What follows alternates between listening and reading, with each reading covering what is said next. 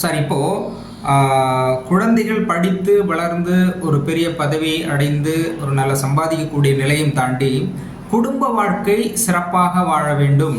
அவர் சமுதாயத்தில் ஒரு நல்ல குடிமகனாகவும் குடும்பத்தை சிறப்பாக நடத்தக்கூடியவராகவும் இருக்கக்கூடிய அறிவுரைகள் அப்படிங்கிறது ரொம்ப குறைந்து போன காலகட்டத்தில், ஏற்கனவே நம்ம சொன்ன மாதிரி குடும்ப வாழ்க்கை அப்படின்னு சொன்னாலே அது திருமணம். ஆனால் இப்போதுள்ள காலகட்டத்தில் திருமணம் அப்படிங்கிறது ஈஸியாக லிவிங் டுகெதர் மாதிரி, இது பிடிச்சா இருக்கலாம் இல்லைன்னா போயிடலாம் அப்படிங்கிற மாதிரியான சூழல் நிறைய அதிகமாகி கொண்டு வருது. இதை தவிர்த்து குடும்ப வாழ்க்கை சிறப்பாக அமைவதற்கு என்ன செய்ய வேண்டும் அப்படிங்கிறத பற்றியும், குறிப்பாக பெரும்பாலான வீடுகளில் கட்டாயமாக டிவி சீரியல்ஸ் பார்க்குறது ரொம்ப அதிகமாகிட்டு இருக்கு. அதனுடைய பாதிப்புகள் எப்படி இருக்கும் அப்படிங்கிறத பற்றி உங்களுடைய கருத்து சொல்லுங்கள் டாக்டர். அதாவது நான் பல தடவை பல வீடியோவில் சொல்லியிருக்கேன், லைஃப்பில் இப்போ நாம் எதுக்காக இந்த பூமிக்கு வந்திருக்கோம், என்ன பர்பஸ்க்காக வந்திருக்கோம், என்ன பர்பஸ் சர்வ் பண்ணிட்டு நம்ம போகணும் அப்படின்றதுக்கான ஆன்சர் யாருக்கும் தெரியாதனால தான் most of the people are doing wrongly always. எல்லாத்தையுமே தப்பாகவே பண்ணிட்டு இருக்காங்க. அப்போது ஒரு மனிதன் குடும்ப வாழ்க்கை வாழணும் அப்படிங்கும்போது அந்த வாழ்க்கை சந்தோஷமாக இருக்கணும். லிவிங் டுகெதர்ன்ற கான்செப்ட் ஃபாரின் கான்செப்ட். இஷ்டப்பட்டால் இருக்கலாம், இஷ்டப்படனா போகலாம். கல்யாணம் கணவன் புல்லானான புருஷன் அப்படின்னு ஒரு கல்யாணம் ஆகிட்டா நல்லதோ கெட்டதோ ஒன்றாவே சேர்ந்து வாழணும் அப்படின்றது ஒரு இந்தியன் கல்ச்சர். பட் இந்தியன் கல்ச்சருக்கு ஒரு பேர் சொல்லிட்டு இருக்காங்க எல்லாருமே. பட் அதுதான் ரைட்டு, ஹியூமன் ரைட்டு. நம்ம இஷ்டப்பட்டால் இருப்போம், இல்லைன்னா போயிட்டே இருப்போம். இவங்க தான் மாற்றிக்கிறாங்க. பட் டிவைன் அதனுடைய ரூலை மாற்றிக்காது. இப்போது இந்த ஹஸ்பண்டு சரியில்லை அப்படின்னு சொல்லிட்டு ஒய்ஃபை டைவர்ஸ் பண்ணிட்டாங்கன்னா அடுத்த இதோட மோசமான ஹஸ்பண்ட் வருவார். அப்போ அவங்க அதை அந்த என்ன பாடத்தை கற்றுக்கொள்வதற்காக அந்த கணவராக உங்களுக்கு இறைவன் அமைச்சிருக்கிறாரோ அந்த பாடத்தை கற்றுக்கொண்டு நீங்கள் மாற்றிக்கொள்ளவில்லை அப்படின்னும்போது திருப்பி அடுத்த அதை விட ஒன்றும் அதிகமாக மோசமான ஒரு கணவர் உங்களுக்கு வருவார். மனைவிமார்களுக்கும் அப்படியே தான், கணவன்மார்களுக்கும் அப்படியே தான். இந்த பொண்ணு சரியில்லை வேண்டான்னு சொல்லி டைவர்ஸ் பண்ணிட்டு நீங்கள் போயிட்டீங்க அப்படின்னு சொல்லி சொன்னால் அதுக்குண்டான காரணங்களை புரிந்து கொண்டு அதுக்குண்டான நீங்கள் என்ன தவறு செய்திருக்கீங்களோ அந்த விஷயங்களை கற்றுக்கொள்வதற்காக அந்த மாதிரி ஒரு மனைவி கடவுள் உங்களுக்கு கொடுத்துருக்காரு. நீங்கள் இந்த மனைவி வேண்டாம், எனக்கு வேற ஒரு பொண்ணு பிடிச்சிருக்கு, நான் அந்த வேற ஒரு பொண்ணுகிட்ட போகிறேன் அப்படின்னு சொல்லிட்டு நீங்கள் போயிட்டீங்கன்னா இறைவன் அப்படியான்னு சொல்லிட்டு உங்களோட அரியர்ஸில் வச்சிருவார். திருப்பி அடுத்த பிறவியில் உங்களுக்கு இதை விட மோசமான ஒரு மனைவி, எந்த மனைவி உங்களுக்கு வேணாம் டைவர்ஸ் பண்ணீங்களோ அதை விட மோசமான ஒரு மனைவி உங்களுக்கு அமைகிற மாதிரி கடவுள் பண்ணிருக்கா. அப்போ என்ன பண்ணுவீங்க? உங்களுக்கு பாஸ்ட் லைஃப் ஹிஸ்ட்ரி தெரியல. பாஸ்ட் லைஃப்னு ஒன்று இருக்குது, ப்ரெசன்ட் லைஃப்னு ஒன்று இருக்குது, ஃபியூச்சர் லைஃப்னு ஒன்று இருக்குன்னு தெரியல. இந்த லைஃப் மட்டும்தான் எட்டர்னல்னு நினைக்கிறீங்க நீங்கள். But this is not eternal. Past life இருக்குது, அதனுடைய விளைவாக தான் ப்ரெசன்ட் லைஃப் வந்திருக்கு. இந்த ப்ரெசன்ட் லைஃப்லேருந்து தான் நம்ம அடுத்த ஃபியூச்சர் லைஃப்பை பேஸ் பண்ணி இங்கேயே செட்டில் பண்ணணும், ஃபியூச்சர் லைஃப் இங்கேயே நம்ம செட்டில் பண்ணணும்னு தெரியல. அதனால் நீங்கள் ஒரு சாய்ஸாக மாற்றிக்கிறீங்க. ஸோ இந்த கணவன் மனைவி இந்த உறவை விட்டு கொடுத்து அனுசரித்து போகிறது தான்.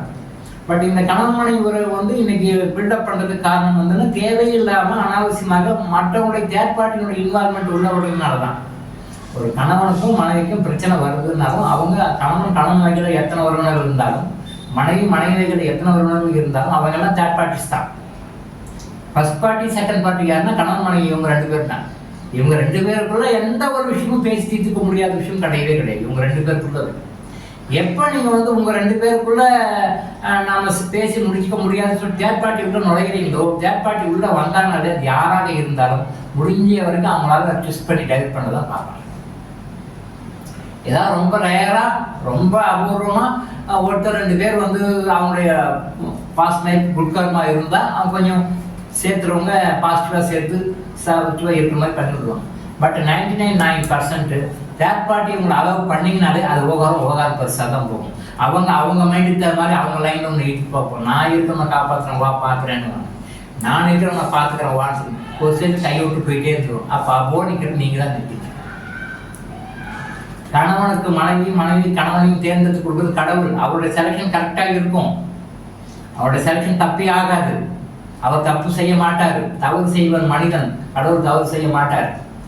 அப்போ நம்ம எங்க தப்பு பண்றோம், நாம என்ன பண்ணணும், நம்ம என்ன கத்துக்கணும், நாம என்ன மாறணும் அப்படின்னு சொல்லிட்டு நீங்க 2 பேருக்குள்ள, உங்க 2 பேருக்குள்ள நீங்க மாற்றி பண்ணலைன்னா தேர்ட் பார்ட்டிஸ் யார் வந்தாலும், அது அப்பா வந்தாலும், அம்மா வந்தாலும், அண்ணன் வந்தாலும், வேற எந்த உறவுக்காரனும் வந்தாலும் எல்லாமே தேர்ட் பார்ட்டிஸ் தான். ஒரு குறிப்பிட்ட லெவலுக்கு மேல உங்க கர்மால அவங்க இன்வால்வ் ஆக முடியாது. நீங்க தான் இன்வால்வ் ஆகும். நீங்க 2 பேர் தான் மாறிட்டு முட்டுக்கணும். இந்த லைஃப் வேண்டாம், நான் இதோட நல்ல லைஃப் போறேன்னு நீங்க போயிட்டா அது டெம்பரரி எஸ்கேப் தான். நீங்க பர்மனன்ட் சொல்யூஷன் அது கிடையாது.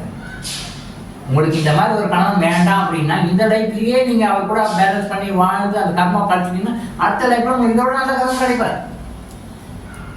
இந்த மனைவி உங்களுக்கு வேண்டாம் அப்படின்னா இந்த மனைவிட்டையே போராடி வாழ்க்கையை போராடி போராடி போராடி வாழணும் இல்லாம விட்டு கொடுத்து அட்ஜஸ்ட் பண்ணி எங்க மாறணுமோ, என்ன மாறி என்ன செய்யணுமோ அதை செய்து மாறி அந்த வாய்ப்பினுடைய கர்மாவை இந்த பிறகையில முடிச்சுடுங்க, வாழ பண்ணிடுங்க.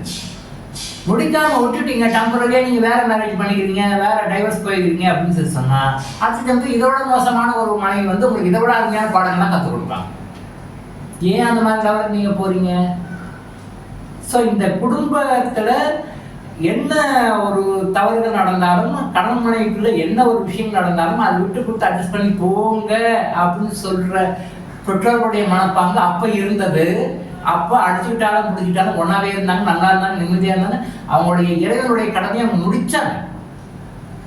ஆனா இப்ப கூட இருக்கிறவங்க, சுத்தி இருக்கிறவங்க, பேரண்ட்ஸ் இவங்களே ராங் கைடன்ஸ் கொடுக்குறாங்க, தப்பான கைடன்ஸ் கொடுக்குறாங்க. கூட பிறந்தவங்க, பெத்தவங்க, ரொம்ப டியர் ரிலேட்டிவ்ஸ் அப்படின்னு சொல்லி அது தப்பான இதை கொடுக்குறாங்க. தப்பான அட்வைஸை கொடுத்து உங்களை தப்பான ஒரு டைரக்ட் பண்ணிட்டு அவங்க ஒதுக்கிடுவாங்க. திருப்பும் பாதிக்கப்பட போகிற நீங்கள் தான். அதனால் தயவு செய்து எந்த காரணத்தை மட்டும் யாரும் எப்பயுமே டைவர்ஸ் போகாதீங்க. கடவுளுக்கு எதிராக நீங்கள் செயல்படாதீர்கள் சொல்றாங்க. எங்கேயோ ஒரு முறையில் இருக்கிற ஒரு ஆணையும் எங்கேயோ இருக்கிற முறையில் இருக்கிற பெண்ணையும் கடவுள் தான் சேர்த்துறாரு. கடவுளுடைய ஒப்பீனியனை கேட்டு அதுபடி நடங்க. இதை சால்வ் பண்ணி என்னன்னு கடவுளை கேளுங்க, கடவுளை அப்ரோச் பண்ணுங்க, அவங்க வழிகாட்டுவார். உங்க பிரச்சனை சால்வ் பண்ணி வழிகாட்டுவார். அதை விட்டு கட் பண்ணிட்டு நீ முடியாது, நீ சொன்னா நான் கேட்க மாட்டேன் கட் பண்ணிட்டு போனீங்கன்னா கடவுளுடைய பனிஷ்மெண்ட் நம்ம தப்பிக்கவே முடியாது. தவறான ஒரு மேலை நாட்டு கலாச்சாரத்தை நீங்க ஃபாலோ பண்ணி குட்டி சதவா போகாதீங்க. நல்லா இருங்க. கணவனும் மனைவியும் சேர்ந்து அன்போடு வாழ்வதுதான் எல்லா மதங்களிலும் சொல்லப்பட்டிருக்கின்ற ஒரு கருத்து. எந்த ஒரு மதமும் இது விதிவிலக்கா சொல்ல. கணவனும் மனைவியும் ஒன்னா இருங்க அப்படின்னா எல்லா மதங்களும் சொல்லுது, எல்லா மத கருத்துக்களும் சொல்லுது, எல்லா மத நூல்களும் சொல்லுது. அதை ஃபாலோ பண்ணுங்க, சந்தோஷமாக இருக்கும். டாக்டர் இளங்கோ ஆயுஷ் ஹாஸ்பிட்டல் வழங்கும் விழிப்புணர்வு இது. தொடர்ந்து இது மாதிரி பல அவேர்னஸ் வீடியோக்களை பார்க்க நம்ம சேனலை சப்ஸ்கிரைப் பண்ணிட்டு பெல் பட்டனை ப்ரெஸ் பண்ணுங்க.